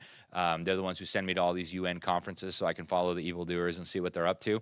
I would encourage encourage you to get involved in the political process somehow, even if it's just running for dog catcher or, you know, water board or whatever. Just get involved somewhere as a starting point. And if you're not fit for running, I get it. It's really hard. Then find somebody who is running, who's good, and support them. Write them a check. If you don't have money, go knock on doors for them. They need your help, folks. And as long as we aren't on the field, the evildoers will keep taking over. Congress can stop a lot of this stuff, right? We've got supposedly a majority in the House of Representatives. All spending bills have to come from the House of Representatives. Why is it that the majority of Republicans, we're still spending trillions of dollars on this madness? It's because the Republicans, they can't even defund Planned Parenthood. Can you believe it? They're having a debate right now, and there's at least 24 Republicans who don't want to defund Planned Parenthood. So if we could lean on our members of Congress, we could stop so much of this wickedness. Donald Trump can't do it on his own. Even if he's everything we all hope he will be, he can't do this stuff on his own. We've got to work through Congress. You can sign up for my free newsletter at libertysentinel.org/subscribe. I send it out twice a week. All this kind of information and much, much more. libertysentinel.org, and then just click the subscribe button. We also have, I think, my son Gabriel there will be at the table. You can sign up with a pen if you prefer. I do want to just remind everybody, I know a lot of people like Donald Trump a lot, and I like Donald Trump, but you know, our hope is not in princes, our hope is not in politics, our hope is in the Lord. And as Psalms 146 tells us, put not your trust in princes and a son of man in whom there is no salvation. So we need to be looking to Christ for our salvation. And ultimately, we need to realize that this is not like a political battle or an educational battle, it's a spiritual battle. And so Paul says in Ephesians 6:12, we wrestle not against flesh and blood, but against principalities, against powers, against the rulers of the darkness of this world, and against spiritual wickedness in high places. So that's what we're up against, right? And a lot of these evildoers could drop dead tomorrow, and Satan would raise up 10 new ones to replace them. So we have to understand this is a spiritual battle. And even the people on the other side, they're not our enemy, right? We are to love our enemies. They're the mission field, right? They need to repent, and we have the good news. So we need to be bringing it to them. They've got the Great Reset. We've got the Great Commission. So let's act like it. Now, Paul told us what to do in this spiritual battle, right? Take the shield of faith. That's how you quench the fiery darts of the wicked. And then you take the sword of the Spirit, right, folks? If you're not involved in the Child Protection League, you need to be. Sword of the Spirit, right here. You take the sword of the Spirit. That's the Word of God, and that's your offensive weapon in this battle that we find ourselves in. And the good news is God's got it all under control. He's already victorious. So thank you, guys, and God bless you. I think we're going to do questions after a quick break. All right, we'll take like an 8-minute break. Visit the tables in the back. Alex Newman has a table. The Child Protection League has a table. And I'll put out some waters for you. And we'll be back in about 8 minutes.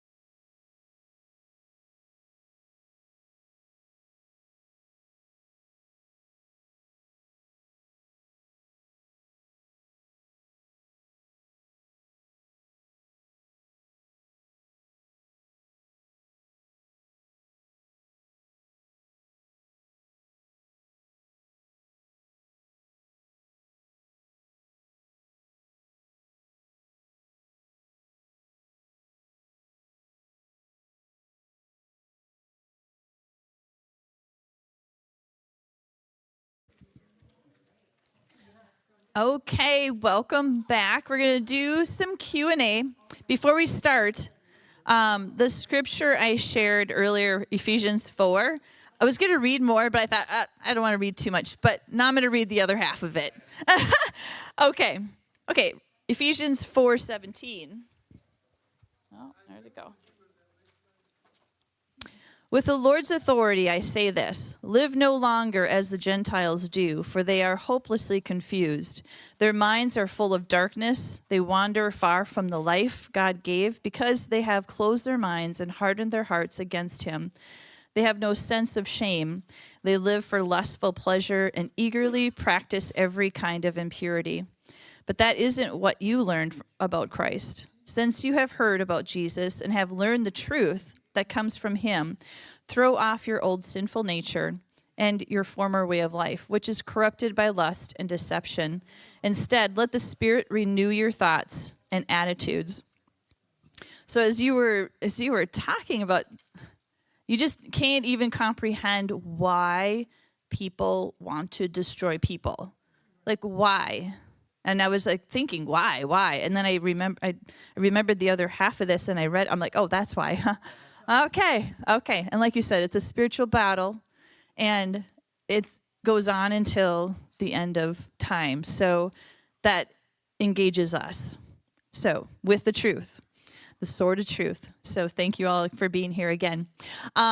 We are going to have one person with a mic here, and I'll have a mic here, and we'll take turns asking questions, and we'll give everyone a chance to ask one question before we have a second.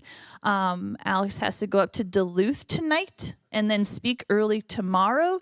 So I would say a goal would be about half an hour of Q&A here, unless there's like some burning questions to kind of go over that. Okay?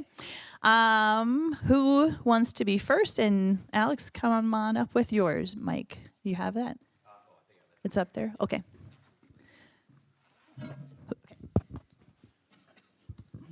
So you talked about regional governments, and that's a number of different countries working together regionally. But there's also regional government within states, and I wonder if you could say something about that.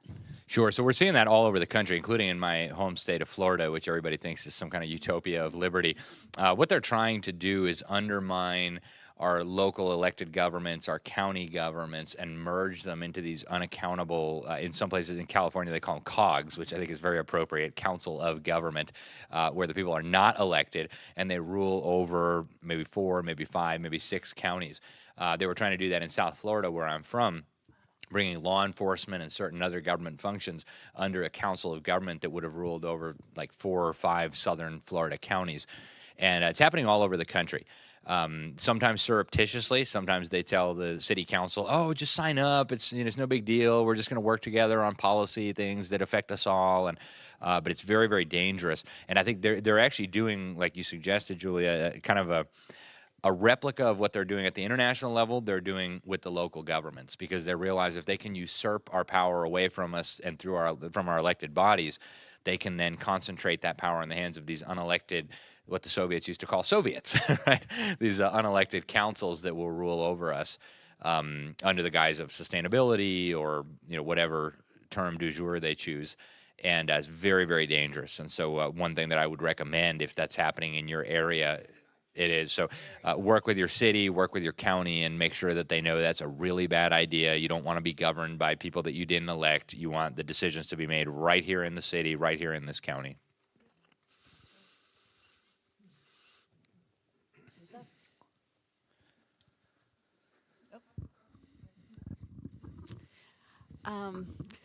I was wondering if you could speak regarding the Real ID. I know it's been recommended, and I've done it to resist it, not do that. But then to travel, the option of a passport, but the passport is a chip. So could you explain then how the Real ID, still not doing that and going with the passport is, the passport still is better? Sure. So I don't have any recommendations for people here. My recommendation to state governments for many years now has been do not comply with the Real ID. The Real ID was passed in the aftermath of 9/11 as part of this massive package of security reforms. It has nothing to do with security. It's about creating a national identification system. That's what it is, and we need to call it out for what it is. Yes, it'll still have your state name on it, but it meets federal standards. It's interoperable with the federal government systems, and what they're doing is creating a national identification system. And of course, the national identification system is just one component of the broader system that they're building at the national and the international level. And a lot of this are going to package in conservative sounding terms. In fact, I warned before Trump took office that we would see a massive push to bring in a national digital identification system. Not because I don't think Trump wants the right thing, but because they're going to try to make lemonade out of lemons. They realize that they're going to have to put some of their other policy ideas on the back burner. But if they can say, hey, vote fraud and illegal immigration, hey, we have a perfect solution. How about a national digital ID for everybody? Conservatives like lemmings might say, oh, yeah, great, we'll run over the cliff with you. So it's very, very dangerous. Again, I don't have a recommendation as to whether people ought to get it or not. My recommendation to states was do not comply. My state, under the leadership of Jeb Bush, was very early to comply. And in fact, I have a Real ID, not by choice. My state will not issue anything other than a Real ID. A lot of states, you can get a Real ID or a traditional state ID. We don't have that option in Florida. Which is unfortunate. I don't like the passports either, but if you want to cross a border, you need one.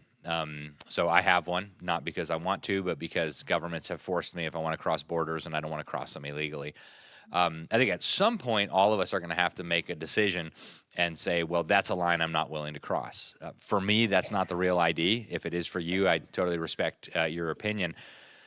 But I think the best way to push back on this is to have the states that are because a lot of states refuse to comply. They actually pass laws saying we are not going to comply with this. And congratulations to those states.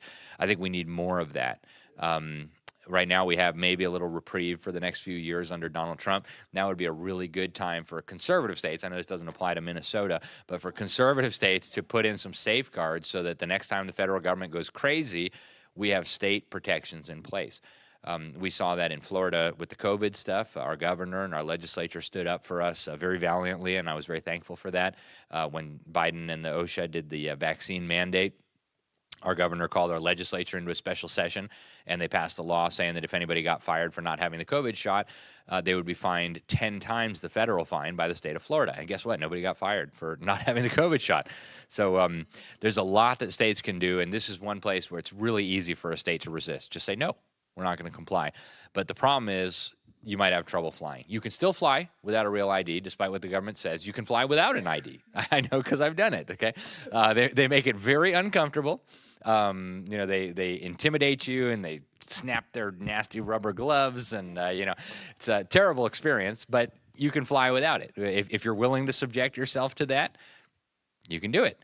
So I don't have any advice for you, but I would say people should pay really close attention to what they're doing here. They are trying to build a national ID system, which will be interoperable with the international systems they're building, interoperable with the digital currencies they're building, and interoperable with the international digital blockchain ledger they're building. They're trying to tokenize every asset in the universe so that you can only buy and sell if you've got a digital ID and digital currency. And all of this works together. I didn't have time to get into it tonight, but I believe very firmly Real ID is part of that. It's not the end game, but it's a step on the way to that, and we should absolutely resist. Mm-hmm. Yes, sir. Yeah, so I hope this is pertinent. I was thinking when you were speaking about the Nuremberg trials and the international court that was put together to oversee that. And since then, we had the UN, and then we have this weaponized international court trying to arrest Netanyahu, whatever, et cetera. Is there a legitimate consideration, some sort of a legitimate court that could be brought into play, so to speak? Let's say, for example, Iran gets the nuclear weapon, they drop one on Israel, and then that gets all put under control. We bring Iran to an international court. Would that be legitimate? I don't like the idea of international anything. frankly. Again, I look at God's design for mankind. He divided us up into nations. And he says it very clearly, Deuteronomy 32, he divided mankind. He fixed the borders of the people. Same Acts 17, he says very clearly he divided us into nations. And I think efforts to internationalize governance are a recipe for disaster, even if they're well-intentioned. One of the things that happens in this fallen world is the worst kind of people are attracted to power. And I think, I'm speculating here, I don't know, but I think that's one of the reasons God divided us up into nations. If we had one world government and some lunatic like Adolf Hitler or Joseph Stalin or Chairman Mao or Pol Pot or Fidel Castro or Robert Mugabe ended up in charge, and I think that would probably happen. These are the people who will stab their mother in the back to get ahead. We would all be in big trouble. There'd be nowhere to run. There'd be no powers left to check it. So I'm very skeptical of international tribunals. Even the Nuremberg Tribunal, I think, had some very serious problems. I know people remember it fondly because it got rid of some evil Nazis, and that's all well and good. But it used kind of novel ideas about law and jurisprudence that weren't grounded in the Western tradition, that weren't grounded in the ideas that underpinned our Constitution, for example. And so I think there's a great danger in that. Obviously, there's evildoers in the world, and obviously it's nice to bring them to justice. In fact, that's why God instituted civil government. But I think when you raise that to the international level, it just opens up more problems, in my opinion, than it solves.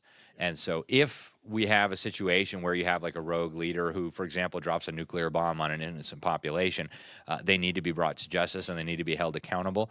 But I don't think an international court is the way to do it. Mm-hmm. Yep. Yeah. And I liked what Donald Trump had to say. I didn't show the clip today, but one of the things he said on his little Middle East trip, it was just a couple of days ago, I think. He said, for too long, American government officials have thought that it was their job to go examine the souls of foreign leaders and dispense justice. That's God's job. Okay. And I thought, wow, that's pretty clever, especially now that we're $40 trillion in debt. So no, I understand absolutely the concern. There needs to be some sort of mechanism for checking people like Hitler and Stalin and stuff. But I don't think international courts or international governing bodies are the way to do it. Let me just interject before your question. You keep referring to Bible quotes that Trump brings forth. I remember the very beginning of his first term, he quoted 2 Corinthians. Yeah, Right. It's like, and now look at this. That is amazing in the amount that he's learned. Yeah. Yep. I think that bullet coming within a few millimeters of his head had an effect on him. Yeah. Yep. Oh, is it on? It's not on. What I'm seeing is a large, criminal syndicate that runs our government. Do you think that Trump even has a chance unless he starts putting some of these people in prison? I agree that we're dealing with a criminal syndicate trying to run our government. Do I think Trump has a chance on his own? No. No. But it seems to me like God is with him. I don't know. It's not for me to know or say, but I think when Trump said, God saved my life, I agree with him. I believe in the sovereignty of God. If he's still here, it's because God wanted him still here. And if God intends to use him for some great purpose, there's nothing that all the criminal syndicates in the world combined could do to stop it.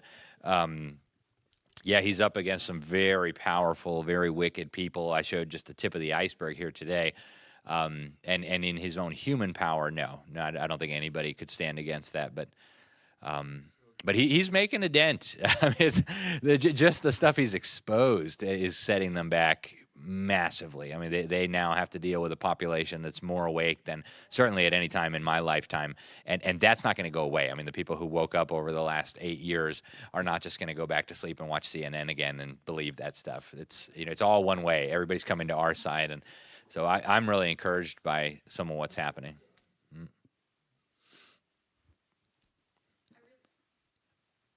Is it on? There we go. There we go. I really appreciate all of your hard work and the research you've done on things like the UN and Agenda 2030 and all of that.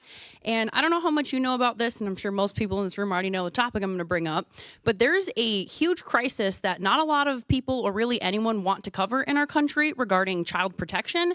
Basically, the government has decided that they get to decide what abuse is, what neglect is, and what proper parenting is, and they have sole jurisdiction and authority to do whatever they want and treat families however they want in that.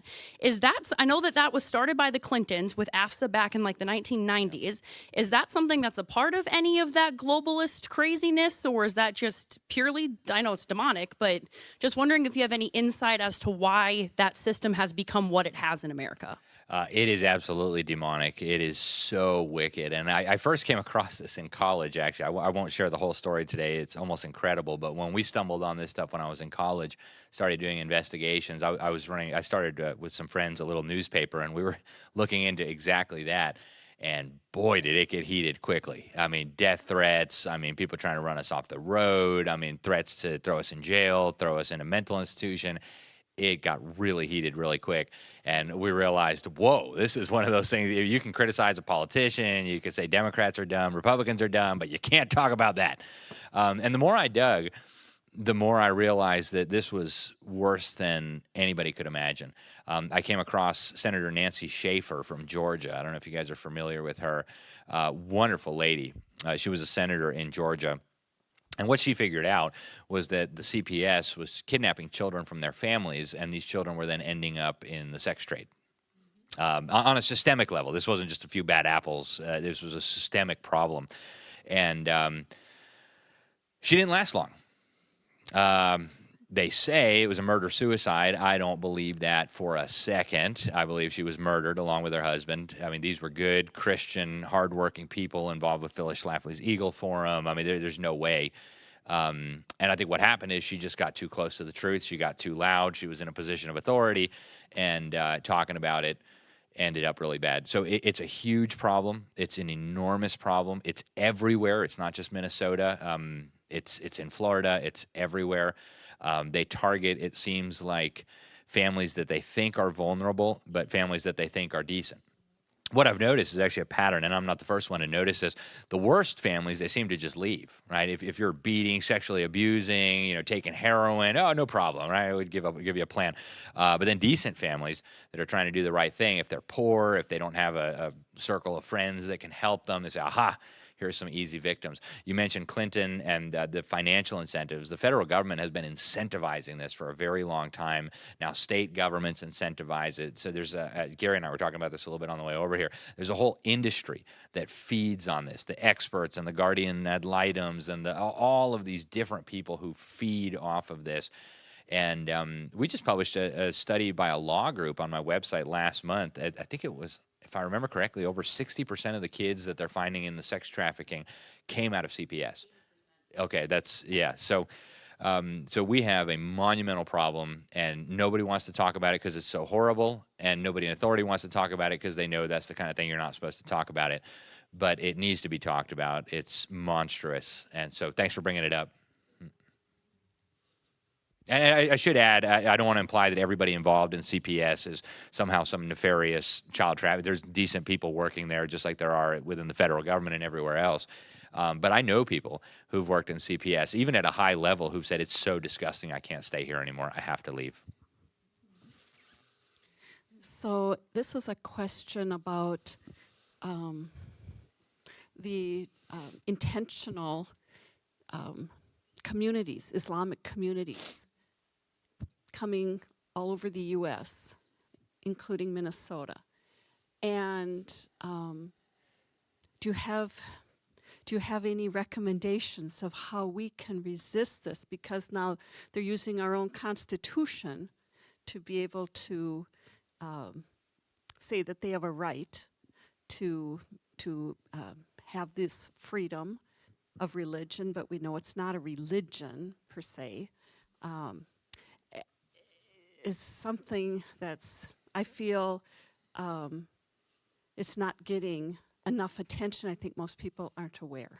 Yeah, huge issue. I just wrote an article. If you guys sign up for my newsletter, my article that came out today was Islamic school in Pennsylvania gets $5 million grant from the state of Pennsylvania. They're expanding from 300 victims of their brainwash camp to 3,000 at taxpayer expense, by the way.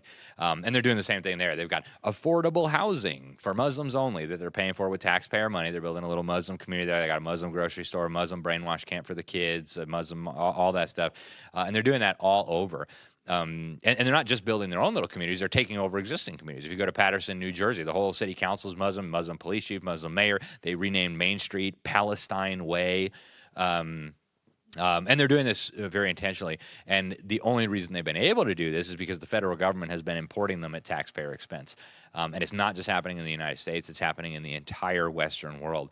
So step one is stop importing them. Right, Trump has pretty much shut that down, and I'm very grateful for that. Now we're bringing in Afrikaners and all the crazy partners of the federal government. And oh, we don't want to participate anymore. How dare we bring in Christian, hardworking people with flags, waving American flags? Can't have that. No, we'd rather have jihadists. So this is an atrocity being perpetrated against us. I think it's a crime being perpetrated against us. And I think America would be justified in saying, nope, we made a big mistake here. Sorry, you got to go back to your country. You know, there was a war there before that we started. We're sorry about that. We'll even help pay to rebuild. We regret what George Bush did or whatever, but you got to go home. You can't stay here. So. And then hopefully they could, once they come to the Lord, they can take the gospel back to their countries and good things can happen there too.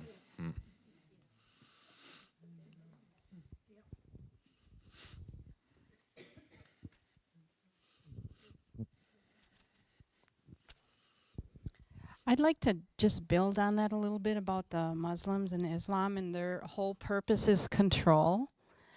And you also talked about China and their bid to take over the U.S. as well. And then you've got the UN that wants to govern world order.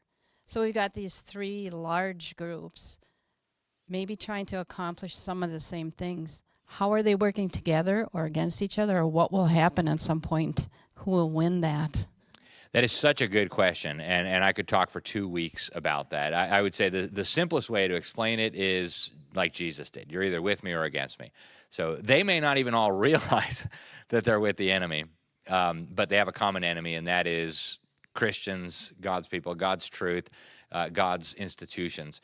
And kind of like Christian, you know, we travel a lot, and we can go into a church anywhere in the world. We can go into a church in Warsaw. We were just in Chennai, my oldest son and I in India. No matter where we go into a church and we're with other believers and we're all working on the same thing, right? We're all working on the Great Commission. We're all working to make disciples. We're all working to share the good news. We're all working to baptize them in the name of the Father, the Son, and the Holy Spirit and teach them to obey. I think it's the same thing with the enemy's forces. They don't even necessarily have to communicate, right? I've never talked to some of the leaders of these churches that I just was in India, and yet we're all working toward the same goal without even having talked to each other. Well, I think that's a lot of what's going on at a spiritual level, right? And I think in another, on a more physical level, it helps to think of it kind of like a mafia, right? There's different mafias, and they sometimes work together, and they sometimes oppose each other, and sometimes one kills the leader so that he can take over. And but ultimately, as long as they are against God, they are with the enemy, and so they're going to do the things that their father has told them to do: kill, murder, steal, destroy, enslave, rape, pillage. And they'll work together when it's convenient. They'll stab each other in the back when it's convenient. And right now, for obvious reasons, America is the big roadblock in the path toward this diabolical one world system. I would argue that they hijacked our economy, our military, our diplomatic prestige, and our government over a period of generations and used it to so arrange the world that it would be ready to go into this. And now that that's been largely accomplished, we're now an obstacle because we still have at least some semblance of the foundations that we were founded on, the biblical truths in our founding documents, the Christian heritage that our country has that has been deliberately and systematically wiped from the minds of our children. But as long as that remains, it's a problem. You can't build a totalitarian one-world system when the most powerful country in the world with the most money and the most powerful military in the world is still, at least at some level, attached to these biblical principles: thou shalt not steal, thou shalt not murder. And so, you know, who's working with who and who's on top of who, and I don't think that's as relevant and we could talk about that for a long time, but I don't think it's as relevant or as important as understanding that they have a commander-in-chief. Their commander-in-chief is Satan, according to the Bible. And, you know, they are slaves of sin. They are slaves of Satan. And we were one time too, right? And so we have this incredible good news that we need to share with them. And they need to lay down their weapons and repent and put their trust in Christ. And that's really the only solution for them and for us. So. Question here. If any of you or anyone online wants to know more about the discussion regarding Muslim in the communities, we have an event we had last week on, well, it will be posted in the next few days. It's Sharam Hadian, yes. And that will be on our Faith and Freedom, our Word of Life Faith and Freedom website. Yep. Yes, he was at the state capitol on Saturday. Yes. Yep, so he's got a whole event that you can watch there. Yeah, I was wondering if you could share some insight about the Convention of States, particularly who's funding this thing. Sure. So the Convention of States is a supposedly grassroots movement. I call it an AstroTurf movement that is working to call what they call a convention of states. Sometimes they call it an Article 5 convention, but if you look in any legal dictionary, we're talking about a constitutional convention. It's a convention for proposing amendments to the U.S. Constitution. There are two ways to amend the U.S. Constitution, the way that we've used dozens of times. Right? They're listed in Article 5. And the other way is for the states to ask Congress to call a convention for proposing amendment. We've never used that before, except when we changed from Articles of Confederation to the Constitution. And so this movement, and I think there are a lot of very well-intentioned people there. They've bought the idea that we have a problem, and if you don't recognize we have a problem, we're probably in the wrong place. But they have bought into the idea now that the solution to that problem is to change the Constitution. They believe that there is some problem in the Constitution that needs to be fixed. And I always challenge them, well, what's the problem? Right? Because as far as I can tell, the problem is they're not obeying the Constitution. It's not a problem in the Constitution, it's that they're not obeying it. But they say, well, you know, we need term limits, or we need balanced budget amendment, or we need, you know, pick a policy. If we do need those things, I don't think we do, but if we do need those things, we have another method for adopting them. My big concern with this, and again, recognizing that the vast majority of the people working there are well-meaning, is that it's funded by very powerful special interests and that it will be used to overthrow our Constitution. And they'll come up with, well, you know, we have to have 3/4 of the states ratify any amendments that come out of the Constitution. Well, yeah, that's what it says in Article 5. What it said in the Articles of Confederation was any amendments to these articles need to be agreed upon unanimously by all the states. And they met in 1787. They threw the Articles of Confederation in the trash, and they came up with the Constitution. And guess what they did? They changed the method of ratification. Now you only needed 3/4 of the states to ratify for it to be considered ratified. And praise the Lord, we got a pretty good Constitution. I think in retrospect, the Anti-Federalists made a lot of really good points. But be that as it may, we ended up with a pretty good Constitution. And thankfully, it served us well for, 250 years. I don't think we would get anything good out of this new convention, right? Back then we had James Madison, we had George Washington, we had Thomas Jefferson. We had really smart people who had read their Bibles and had studied history and had, you know, they had spent a lot of time thinking about this. Today, you know, look at Congress. These are the people who would call the convention and set the rules. You've got Nancy Pelosi, Chuck Schumer, Mitch McConnell, Paul Ryan, you know, and I could go on. We don't have any James Madisons. So I'm very concerned that what they would do is take this opportunity to throw the old Constitution in the trash. And you know what they're training our kids to think? Oh, it was old dead white guys who owned slaves, right? That's a piece of trash. It's so outdated. We need a new one. So they'd say, all right, well, we threw that one in the trash. Now we got a new and improved one. We'll be more like Sweden. We'll be more like Venezuela, Cuba. And instead of that old-fashioned, silly, undemocratic idea of 3/4 ratification, we're a democracy, right? Let's do 50% plus one. And then you just stuff the ballot boxes in California and Illinois and Minneapolis, and presto, you got a new Constitution. And then all of the abuses that they've perpetrated for the last 50 years suddenly become legal. And then we're on defense saying, no, please don't do that to us. They have the solid ground with the law under their feet. So very dangerous. And you ask who's funding it. Nobody really knows. They're very, very opaque, but they have huge amounts of money. And that's always suspicious. Ask anybody who works in these movements. Go ask the folks at the Child Protection League. Go ask the folks at the homeschool convention. Where there's not a lot of money for folks promoting freedom, for folks trying to share the gospel. When there's big money involved, there's something really fishy going on. And there's a lot of organizations pushing this. Some are funded by Soros. Convention of States, to be clear, I don't know. I suspect the Koch brothers are putting money into there.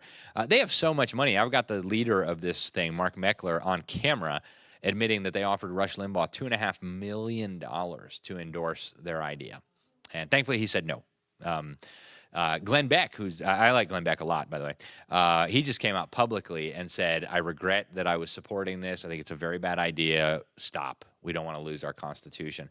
But they do have a lot of money. They buy up a lot of influential people, and they don't like being exposed. Senator Jim DeMint of South Carolina, somebody sent me a video of him on stage saying, I'm a volunteer for the Convention of States. So I pulled up the 990, and it turned out he had been paid $260,000 by Convention of States the year before. And so I sent him an email. Senator DeMint, would you be kind enough to explain why you said you were a volunteer when the record shows you got $260,000 last year? And he didn't respond. So I published the article and said he didn't respond. And then his staff, his aide or whatever, sent me the scathing email. Well, that was last year. He didn't get paid anything this year. So now he's a volunteer. So I thought that was kind of dishonest. But they've got a lot of money, a lot of money. And I suspect a lot of it is coming from people who think our form of government is outdated and that we'd be better off with a new and improved form of government.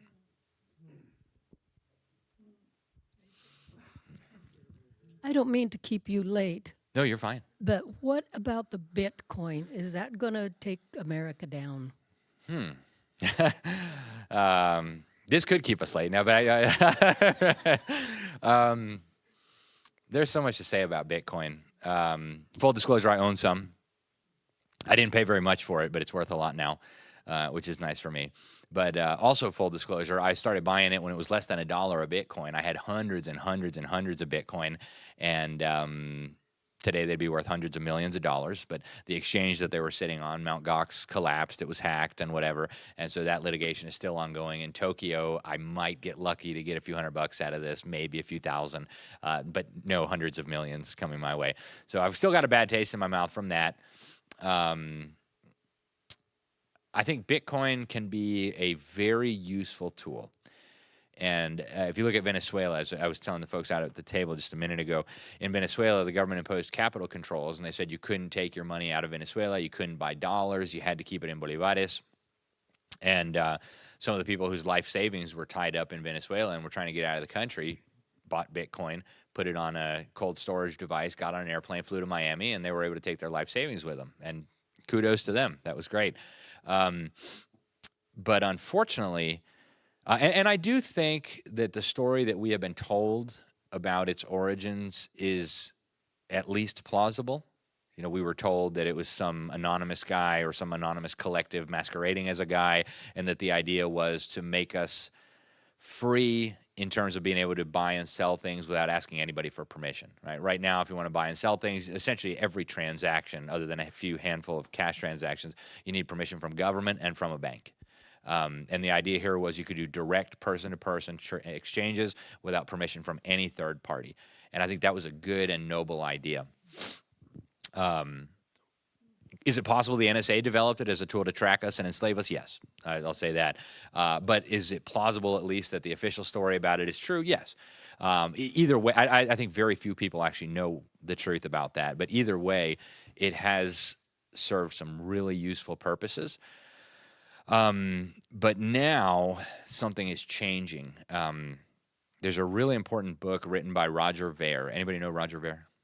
He's called Bitcoin Jesus, which I think is a really silly term. But he was one of the early investors in Bitcoin. He essentially financed the entire Bitcoin architecture, not the coins themselves, but all the exchanges, the transaction tools, the payment processes, all that. He got into that. So he had Bitcoin, and he's worth many, many billions of dollars now. And he's got beef with the U.S. government. They threw him in jail over some weird firearm violation, and so he hated the U.S. government. So when he got out, he gave up his citizenship, paid a monster exit tax. The U.S. government won't let you leave unless you give them money, and left. He bought a citizenship, I think, in St. Kitts and Nevis or something. And right now he's sitting in a jail cell in Spain because the IRS claims he owes them even more money. And they've got all his lawyer correspondence saying, we got to do everything perfect because I don't want them coming after me again. So long story short, he just wrote a book, came out a couple months ago, called Hijacking Bitcoin. And nobody was a bigger believer in Bitcoin than this guy, right? Bitcoin Jesus. And now he says it has been hijacked by evildoers who intend to use it to enslave us. So he knows way more about it than I could ever dream of knowing. And so if he says they hijacked it to enslave us, he's probably right. But I'm not going to be selling my Bitcoin anytime soon unless I need to access that money. Okay, final question. What do other states, do they know what happened to Minnesota? Do they know that our laws are worse than California right now? Or are we just like under the carpet and they just don't know? And also, do you have any advice specifically for Minnesota, us? You know, I don't hear so many people make fun of Minnesota like we do about California and New York and Illinois. But maybe that's just because you guys aren't quite as big.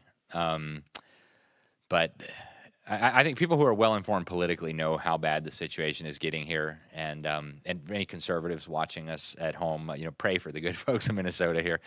But as far as advice, I think if people knew what was going on, a lot of this would stop. The big problem that we're dealing with, at least one of the big problems that we're dealing with, is ignorance. People don't know these things. They don't know our history. They don't know the Constitution. They don't know how socialism and communism have failed everywhere and how they violate every principle of morality and decency that God ordained. And so I think one solution is just educating the communities around us, our neighbors, our churches, pastors, I think, ought to be speaking out about these things. God's word addresses every area of life. And there's a lot of churches in Minnesota, I've noticed. It looks just like any other part of the country. But I'm afraid there's not enough real education going on there. So for advice, I would say, work as hard as you can to educate the people around you, your kids. And then to the extent that the local government, I don't know what your constitution looks like, but a lot of states have significant powers reserved for county government and local government. And you can do a lot in terms of resisting bad state policy at the local level. And now, at least for the time being, the federal government is in better hands than it has been. And so work with, if you can, the feds, work with, if you can, the local, the county, and try to push back on the extremism that you're seeing.